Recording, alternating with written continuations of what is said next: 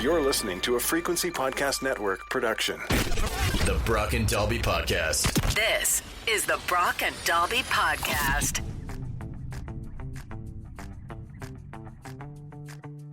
Man, it is hot today. Whoa, it's hot out here, man. It is hot today. You know it's hot out.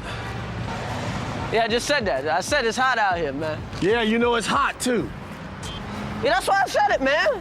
It is hot out here. To quote Rob Thomas, it's a hot one. Heat warning going across the country right now. Yeah, man, it is gross outside. It is muggy and sweaty and just bleh. Oh, man, we got back from Toronto last night, and I had turned off the AC, big mistake. Our room was cooking. I don't know why. I was like, oh, save some money. Brother, now is not the time. I get that, bills are high. Everything costs money these days. Now is not the time to start penny pinching when it comes to keeping you alive. Our room was just like hot box, so I had to do something I haven't done in a while. I had to bust out the old freezer gitch. Oh, the frozen boxers. If anybody doesn't know, a trick or tip, if you're dying, if your AC sucks, if you don't have AC and you're trying to go to bed, maybe 20, 30 minutes before you go to bed, damp up a couple of boxers or whatever and just throw them in the freezer. Yeah. And then toss those on. Keep two pairs because you can put one on when you go to bed. Right. And then if you wake up in the middle of the night sweating buckets, you throw on another pair. You run down to the freezer and swap them out. Keeps the fellas nice and cool. Will say, if you're doing the two ice gitch trick, not recommended to put the first pair back in the freezer. Sure. After you make the swap. Those are not fit for consumption. And it's not just something the fellas can do. The ladies can do it too. Courtney will throw a sports bra or something in there as well. Yeah, so she prevents the swoobage. Anything that can bring down your core temperature by even a degree can absolutely be a game changer. You got any tricks or tips on how to beat the heat? I'll tell you right now, and this is going to make you laugh, but my honest to God trick when it's too hot out, even my AC can't handle it, is to just lay down on the floor. Oh, yeah. Get down under the heat and don't move. Literally put something on TV or an album or something, and just the less movement and effort your body makes, honest to God, it sounds ridiculous, but it will keep your temperature down. Pretend like you're hungover and lay down on the bathroom tile. That's it, man. Today's a great day to not do a whole lot. I was reading last night to see if I could find any new ones. Apparently, there's the peppermint trick. Have you heard of this? The peppermint trick? So, allegedly, if you slather yourself in peppermint lotion...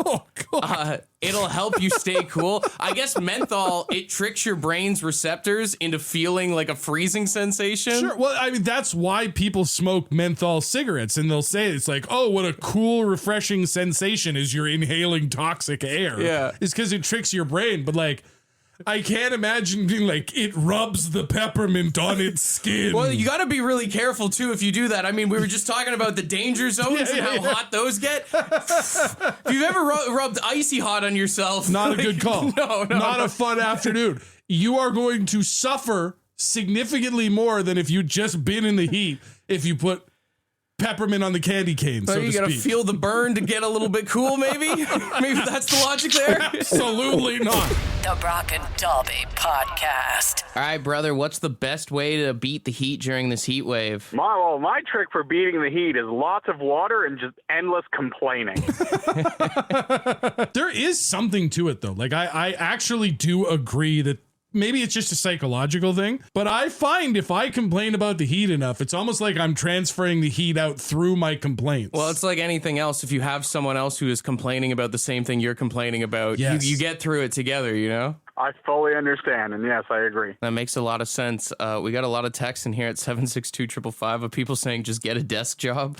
I mean, it's a great time to pick up a side hustle in an office with AC. Michael texted in and he said, become a roofer. You'll never complain about the heat ever again. Yeah, but I mean, I just don't think I'm willing to fully damage my mental health like that. It's funny. I was talking about my freezer gitch, and there's no name on this one, but this text says, I had a vasectomy a couple years ago, and for an extra $30, you could buy boxers that came with 2 gel freezer packs that slide into the pouch in the front of the boxers. Oh my God. What a game changer. Highly recommend. Yo, those would be clutch. I mean, honestly, any piece of clothing that you could slide gel packs into that you could freeze first right now. You've seen Ice vests is a big thing. You True. can order off like Amazon and stuff like that. Keep those going all day and you'll feel core cool. I wonder if you go into like a surgeon's office, if you can buy like the breast implant, like the silicone implants? Yeah, because you could probably freeze those, right? I agree. They could probably work. I do feel like there are cheaper alternatives than buying breast implants. Just imagine this. You put them in your face, you close your eyes, it's a little bit of cool down, a little bit of fantasy at the same time. The problem is it might get you warmed up again.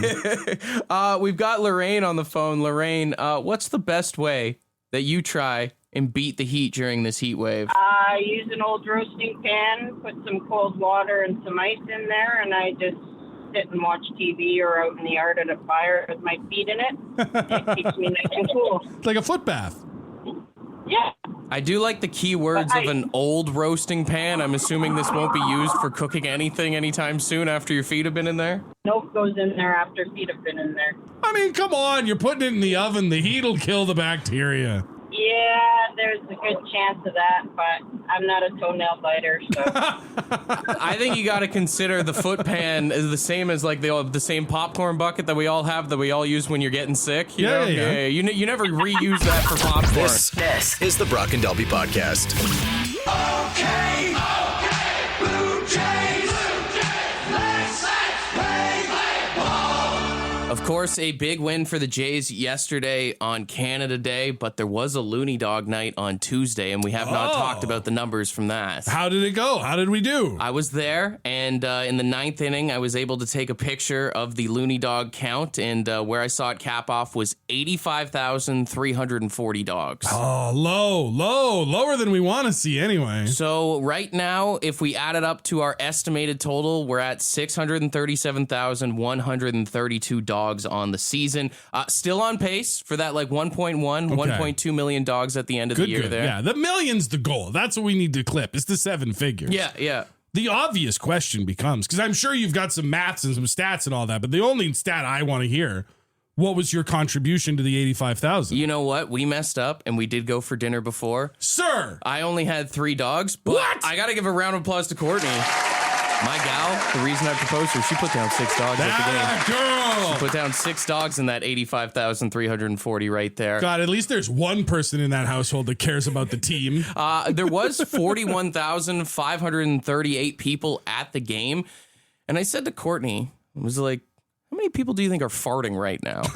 How much gas is in the building right now? So was the roof open? The roof was open. Thank God. So letting it breathe a little bit. But I was able to do some math here based on that 85,340 dogs and the 41,538 fans.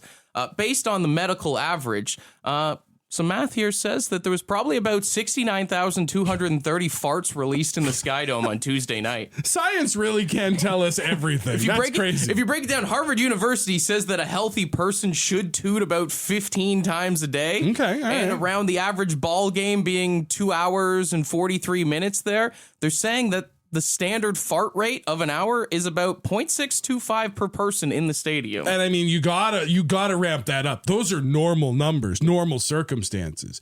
If you're dogging, your fart numbers got to be way higher than average. I mean, these are like average fart numbers, right? Yeah, for sure. You're right on that. 100%. There's no way somebody goes in and eats, no offense or slander to Courtney, you don't eat 6 dogs and have normal guts afterwards. Yeah, I mean, hey, even if the Jays are playing bad on a Looney Dog night, the fans are gassed up, you know? It's the fans that stink, not the team. And I was trying to figure it out. I mean, it's not the average, but let's say it is 69,230 farts a game, if that was the average. Yeah. Right now, the Jays are on pace, or Jays fans rather are on pace for 830,760 farts on the season in the SkyDome alone. And is that just Looney Dog nights? That's just Looney Dog nights. That don't even count the rest of the time we're in that stadium. I don't even want to know that number. Up a storm. The Brock and Dalby Podcast. The Brock and Dalby Podcast. We live in an increasingly digital world, and that means we are owning fewer and fewer things physically.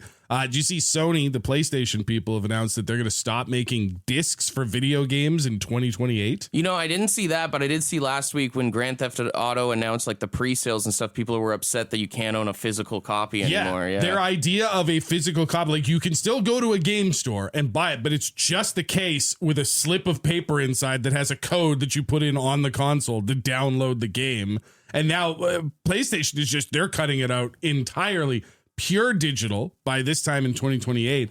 And it got me thinking that it is sad that like the generation that kind of starts with my kids and going forward will never be able to have big, large, unwieldy collections of things. Well, the thing I saw people complaining about, at least with the Grand Theft Auto, is like, God forbid a company just wants to delete a game. Oh, yeah. You just don't have it anymore? Yeah, they just shut down the servers or whatever. It's in all of the like terms and agreements that we just click without reading. They all say this, like, we reserve the right to shut this game down at any time. You don't actually own it.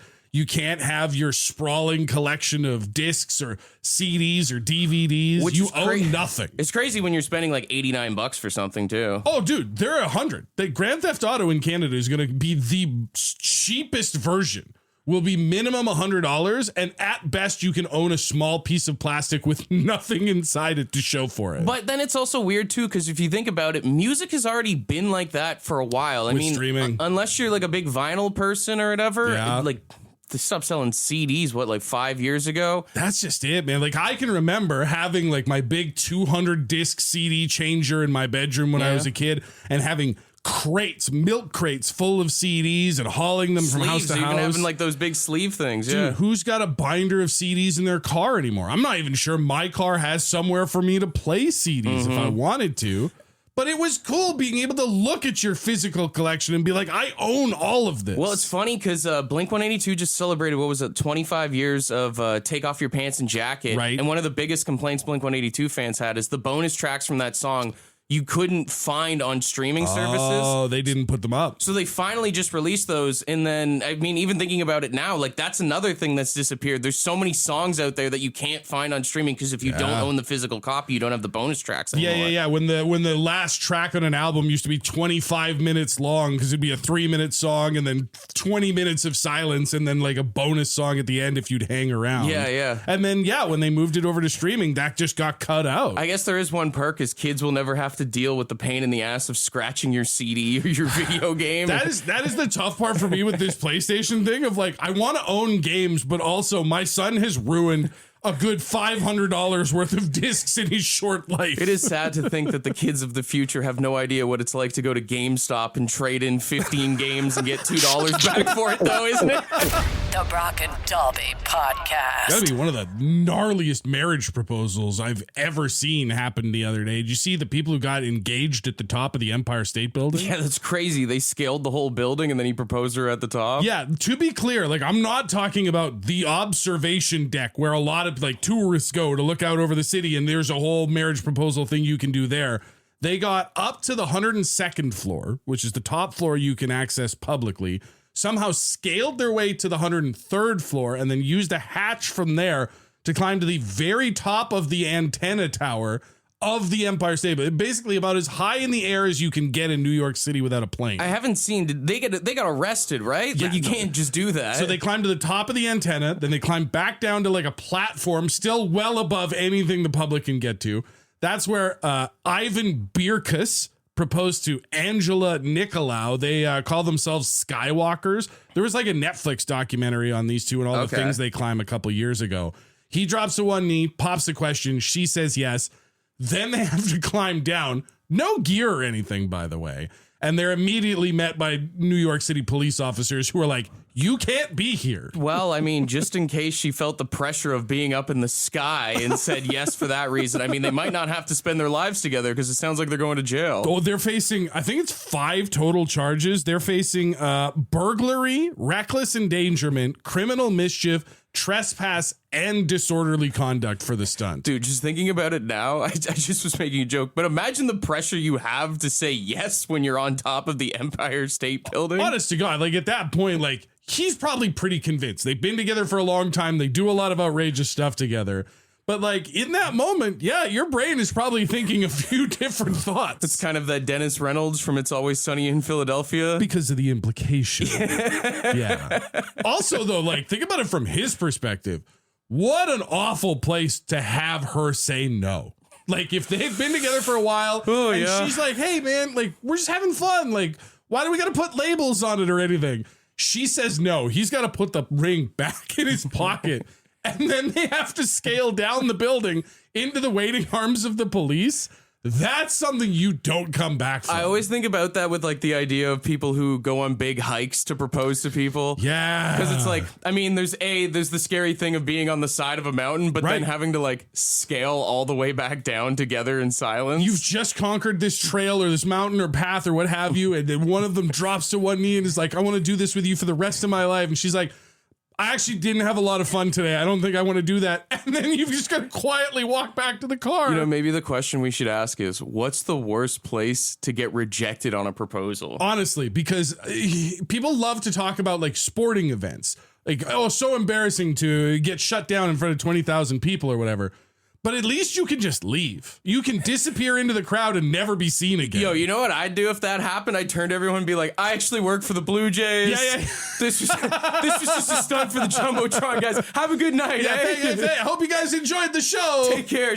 But then, like, as you're fighting back tears. I think the worst place would be like on a plane or something. Like if you were going on vacation, because then you're just stuck in this tube with each other. Yeah, you're on like an 8-hour flight to another country or something like that. You're like, this is going to be so romantic. Seatbelt sign will come off. She'll go to the bathroom. When she comes back, I'm on one knee with the ring. It's like, oh, God, no. It's absolutely like not. The worst escape room of all time. That would be a terrible place to propose into. She says no, and you've got to do like 15 puzzles before you can go home and cry. You're looking at the camera like, dude, please give us a hint. This is the Brock and Dalby Podcast. All right, Matt, you just proposed and got rejected. What's the worst place that could happen at? I couldn't even imagine it happening, but if you were on like a 2-week cruise trip together and you do it on like night 2 and you guys are trapped on that boat together after a rejection would be just the most god-awful thing ever. Yeah, I don't know what the legality of it all is, but like cruise ships often stop in different ports and stuff like that. The next time that boat even sniffs land, I'm out of here. Oh, I'm taking a flight as soon as we land in Belize. Goodbye. Yeah. And especially because when you book a cruise ship, like you're booking one cabin for the two of you, and most of those boats are sold out. They don't have. It's not like you can be like, hey, can I have a different room? This didn't go well. Can I have a lifeboat? You're going to be a real bummer during the Michael Jackson impersonator in the show lounge. Spend the next 2 weeks just in the all-you-can-eat buffet. Hey, you know what? That's a positive. At least you can eat your feelings That's out. true. That's the best place to eat your feelings. Just pitch a hammock. We did get someone else that left a voice memo here at 762-555. Listen to this. Yeah, getting rejected in front of your own family, proposing in front of your family, and she rejects you. You propose in front of her family, she rejects you, you can leave that behind. Your own family, you're never going to live that down. Yeah, because, I mean, her family, you're never going to have to see them again, but That's your right. family, it's all they're going to talk about at every family gathering. Odds are good that if the relationship is done, it's not like you're still going to go over on the weekends to visit her folks. Yeah. But every time you go back home, especially if you've got like overbearing parents, like a really sympathetic mother, she's never going to stop asking if you're okay. Oh, I didn't even think about the idea of just like the memory that you'll have every time you go back to your parents' house or wherever it was. Yeah. You know, or if it was like during the holidays, like every Thanksgiving, that's all you're going to think about. And that's all everybody else is going to think about too. They're going to bring it up. They're going to talk about it like, okay, how are we going to deal with so-and-so this weekend when the inevitable story about them getting rejected comes up. Yeah. Or even, you're right, talking about memories of like, a lot of people love to do the proposal at like, maybe you have like a favorite restaurant that you go to together or whatever, drop down one knee, ask, she says no, you still got to sit there and wait for the bill. That's super uncomfortable. For sure. And now you can never go there again. Like you can never go back to eat at your favorite restaurant without sitting and crying in your soup. You should at least get a discount if you go to a restaurant and get rejected. I don't see, but I think if you do that, people are going to take advantage of it. Hey, you want to go down and pretend to get married? Like what? Pretending it's their birthday to get free dessert? Yeah. If I know that me getting rejected from a marriage proposal is going to get me 20% off at the Keg, I'm getting broken up with every other week, brother. The Brock and Dalby Podcast. Great news.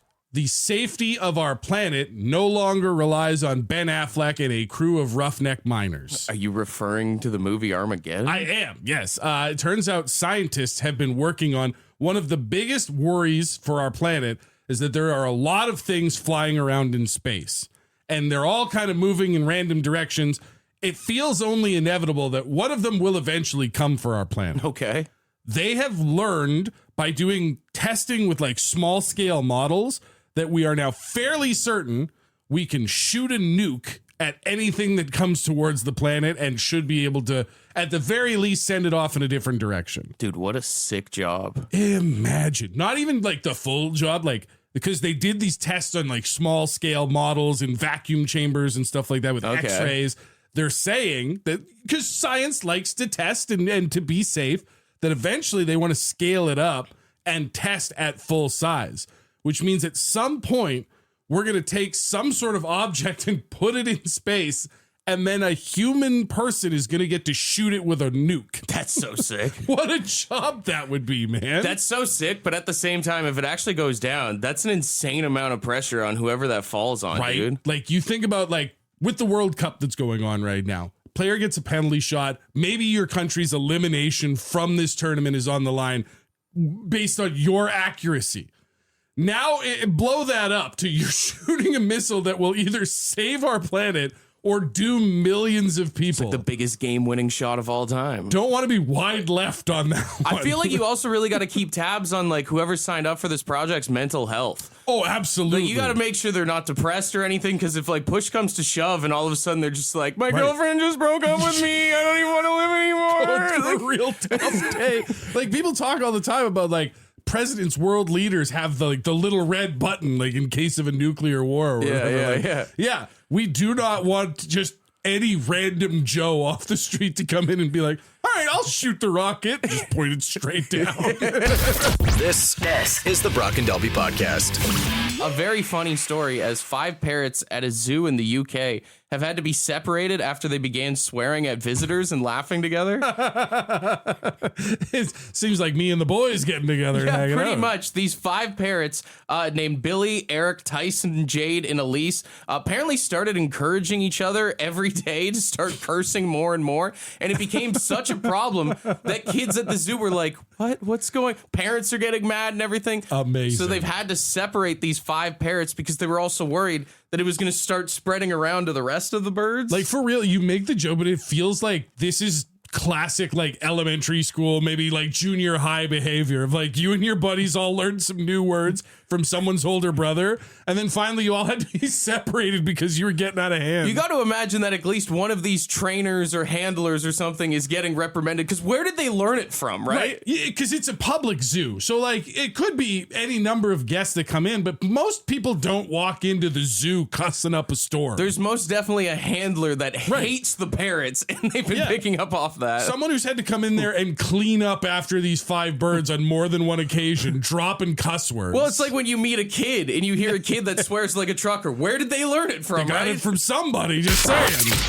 The Brock and Dalby Podcast. The Brock and Dalby Podcast. We have a potential bad parent story I want to tell you about because I want to get your opinion. This thing's going viral in a debate right now. Okay.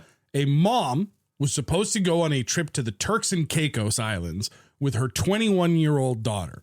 The resort that they had previously gone on vacation to when she was much younger was having a grand reopening, and they wanted to go and celebrate and sort of do the nostalgia trip of like going back to the old places, taking, recreating photos, that sort of thing. Okay, cool. They get to the airport. The 21-year-old daughter, who apparently has a bit of a history of being forgetful, realizes in the airport at the gate she does not have her passport. And so what happened next? The mom got on the plane. As she should. They were sitting in the airport. Good. And she realized, she's like, I don't have my passport. They're too far away from it to go get it. She cannot get on the plane. And mom goes, well, see you when I get back. Dude, do you know how expensive it is to fly to Turks and Caicos and go to a resort? I do not blame the mom in this situation. I honestly applaud her. A round of applause for abandoning your child. Abandoning your child? She's 21 years old. I understand that. And obviously this is a much different story. That's if a she's shame like bell on that 14. kid. I bet you that mom said to her how many times, do you have your passport? You got your passport? You make sure you brought your passport? She does need to learn a lesson. The mom says, by the way, the reason we know that this happened is because the mom wrote an essay for the website Business Insider about this to further shame her child. But that's neither here nor there. You're right. She should have brought her passport. That's on her.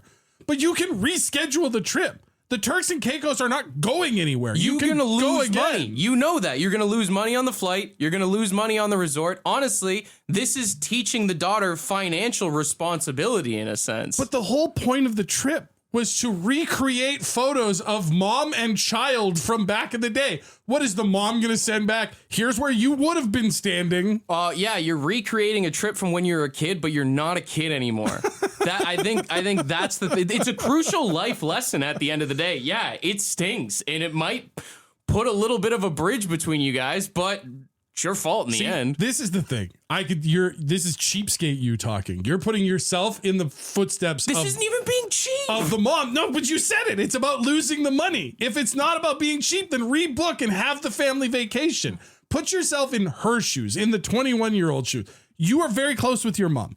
If your mom left you in the airport to go on what was supposed to be a family trip together, you're saying you'd understand? I would tell her to go. I would tell my mom to go. I would be like, please. I would feel so bad that I am ruining it's your fault at the end of the day. Like, there's no one else to blame except for you in that situation because you messed up. I get what you're saying. And there's a part of me that agrees with you. But the other part of me would never be able to talk about this trip with my mom again if she left me at the airport. Yeah, you have nothing to talk about. You just have to listen to her and see how beautiful the trip was that you didn't go on because it's your fault. The Brock and Dalby Podcast. The Brock and Dalby Podcast. Baby, you're a firework.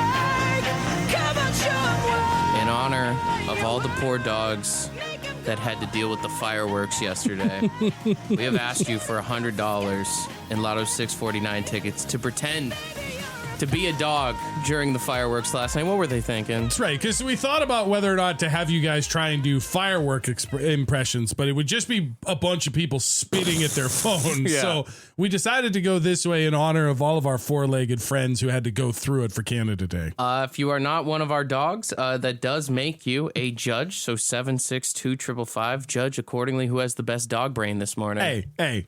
All the people who listen to the show are my dogs. Oh, right? yeah. They're at DAGGS. Yeah. All right. We'll start off with our first dog here. We got Mike. Jesus. This thunder and lightning, I thought it was over, damn it. Who the hell is hunting at this time of night? I don't know what it was, but that Jesus had a real East Coast. That might be a sound. Labrador. I believe this is Al that we have here on this one. I wonder if I should check dog book to see if anybody posted about this. Dogs on social media would be fascinating. Maybe that's why they're barking, is they communicate like how we do in our local Facebook groups. They're just yelling into the wind. Yeah. Did anybody hear that? Was that gunshots or fireworks? Okay, we'll do a few more. We got Chantel here. Whoa, what's going on? It's the squirrels, isn't it? They're coming back at us. Oh my God, it's the squirrels. It's the squirrels. You know what? As a dog owner whose dog hates the squirrels. Yeah, man. I could see them thinking maybe they think it's Conquer's bad fur day or something. The way Penny will go at every door or window in the house if there's a squirrel outside, it would not surprise me in the slightest if she thought they were capable of bringing down the thunder. The way they stare at each other in the backyard, it seems like they're planning something against Murphy. All right, we'll do a couple more here. No name on this one. They let me over a pee and a poo, and now I hear gunshots. I am afraid. I'm scared. I love how the dog's thoughts are words, but also barking noises. All right, final one here. This is our last dog. We got Michael. Right, Reggie. What's with all these big ranks? All these what? I don't know. What did he say? All these big ranks. Big ranks? Big ranks? All these big ranks. It's tough because you're obviously doing and what is actually a pretty solid Scooby-Doo. Yeah. But I don't think it hits for me. All right, 762-555. Which one of our dogs did you like the best? Who had the best dog brain this morning? There are a lot of really good ones. I like the Facebook one, to be honest. The Facebook one was I like the good. hunting one, too. I'm a little partial to the East Coast Labrador, as you said. Yeah, I think that was Jesus at the beginning. Very funny. The thing with the Facebook one is that I feel like it was just a good one-liner. Yeah. Whereas the other one was much more fleshed out. Yeah. You know what I mean? All right. What's everyone saying? All right. Yeah. Everyone likes the hunting one. First one, yeah. I'll give it to him. Ding. Round of applause. $100 and Lotto 649 tickets for our dog brain here. Jesus. This thunder and lightning, I thought it was over, damn it. Who the hell is hunting at this time of night? The Brock and Dalby Podcast. The Brock and Dalby Podcast. And it's time to send a text to me and Dalby. 762-555 is the number right now. You got a question on your mind, ask it to us. We'll read it on the radio in just a couple minutes. Your whole face was shaking on that last note. Our first question comes from Rebecca, where she says, what is the purpose of male nipples? I'm curious, but I don't want any of that in my Google search. That's fair. That's a fair reason. That's why we're here. As far as I know, it's just a great excuse to not run marathons, because then the chafing, so. I did put it in my Google search. Oh. It does say men have nipples primarily because all human embryos develop on the exact same genetic blueprint in the womb before a biological sex is determined. Right. So basically, before testosterone kind of starts spreading around there, everybody just has nipples, and then some of them turn into boobies. Right. We're all capable of milkers, but only the ladies actually get to use them. That's fair. There you go. The more you know. I'm going to stick with my not running thing. Someone said, why don't they make mouse-flavored cat food? I don't know if most cats actually know what a mouse tastes like.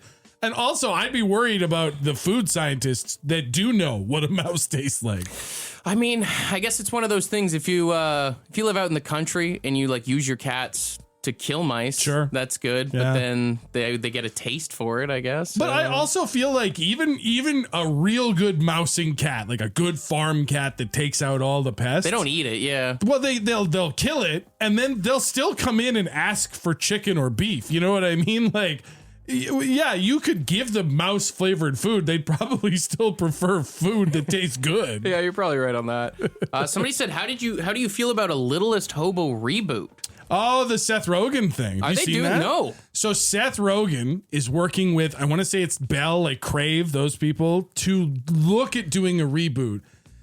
I feel like I'm a little more comfortable with it in his hands because I think he'll take it seriously. Yeah, but you can't like recreate that show. That's just it. The thing that I would be most excited about is the search for the new dog. You know what I mean? Like what dog could possibly live up to the impossible standards of the original? Yeah. So I'm nervous about it. I don't know what it's going to be, but I'm hopeful, I guess. If you're going to do it, I'm glad that it's someone who will respect it. The Littlest Hobo with Seth Rogen just makes me think it's going to be a dog helping his stoner owner find things all the time. That's all it's going to be. I mean, is that such a bad show? I don't know. Someone texted in. We'll leave you anonymous. They say, how do I tell my boss that he talks too much and I have work to do and I need him to shut up?